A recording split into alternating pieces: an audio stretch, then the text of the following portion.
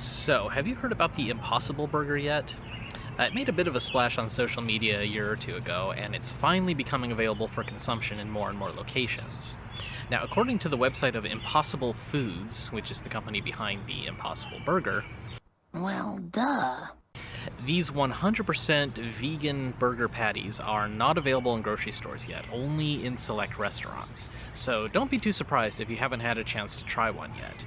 But recently I did get the chance to try one, and so I thought I'd come out here into the splendor of nature and share the experience with you, since you didn't ask.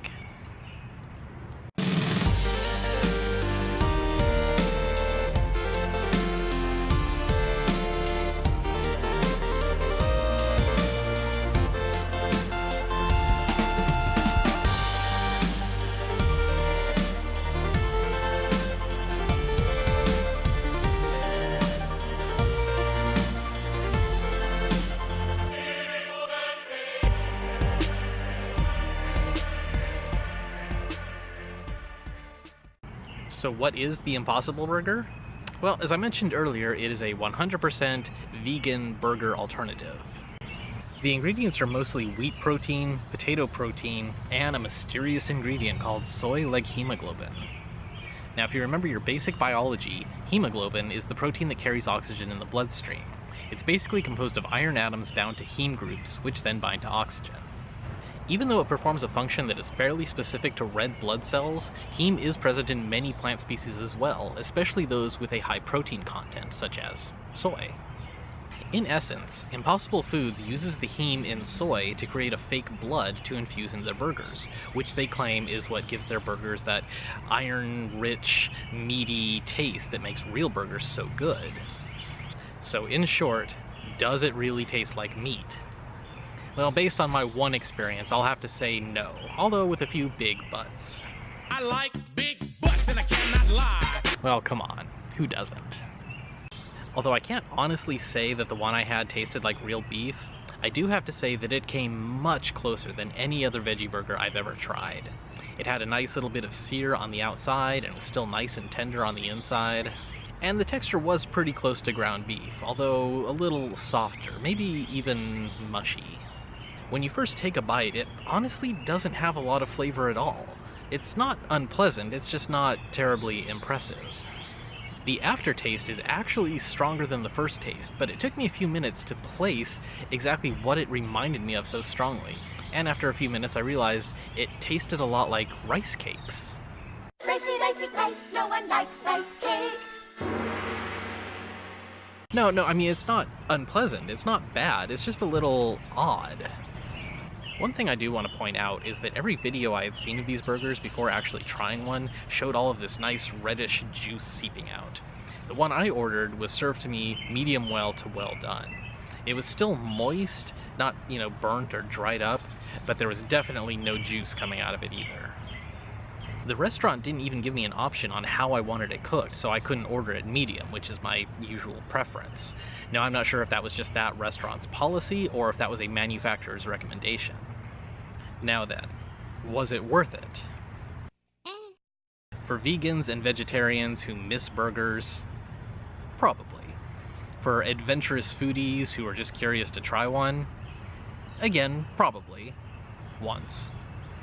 For health-conscious non-vegetarians who are hoping that this will replace all of their regular burgers going forward, probably not. Again, I can only speak from my experience, and unfortunately there's only one restaurant in my area that serves it, and it's a restaurant that I consider to be rather overpriced as well. If you've done 6 impossible things this morning, why not round it off with breakfast at Milliway's, the restaurant at the end of the universe? Well, fortunately, it's neither that far nor that overpriced. When I checked their online menu ahead of time and saw that the Impossible Burger was only $9.99, I thought that sounded like a really great deal. Now, when we got to the restaurant, we discovered that the $9.99 was for the burger only, no sides included, so it was an extra $3 to add fries. Now, even still, $12.98 for a gourmet restaurant burger is still not extortionate. I've got to be honest, I've paid worse. So I was still okay with the price.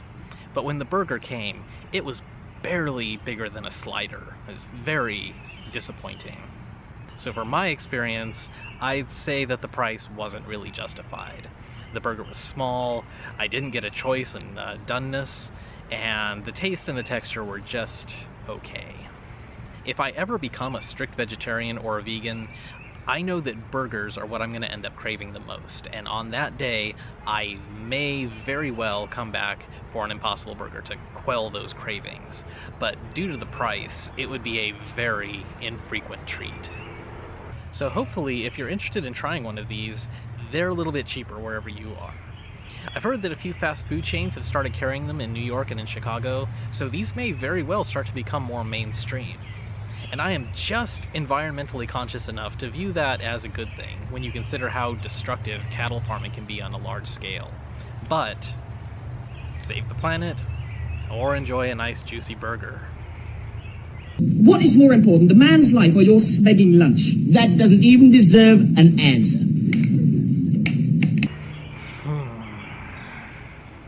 Well, now I'm hungry and craving a burger, so I'm just gonna leave it at that. Have you tried the Impossible Burger yet? If so, share your experience and let me know about it in the comments. And, you know, like, subscribe, yeah. We'll see you next time.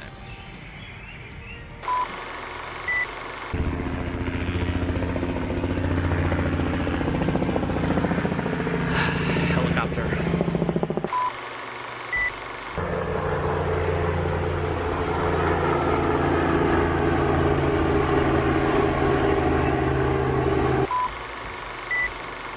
I don't know if we just have a ton of helicopters in this neighborhood, or if they only come out when I come out. Those very rare occasions.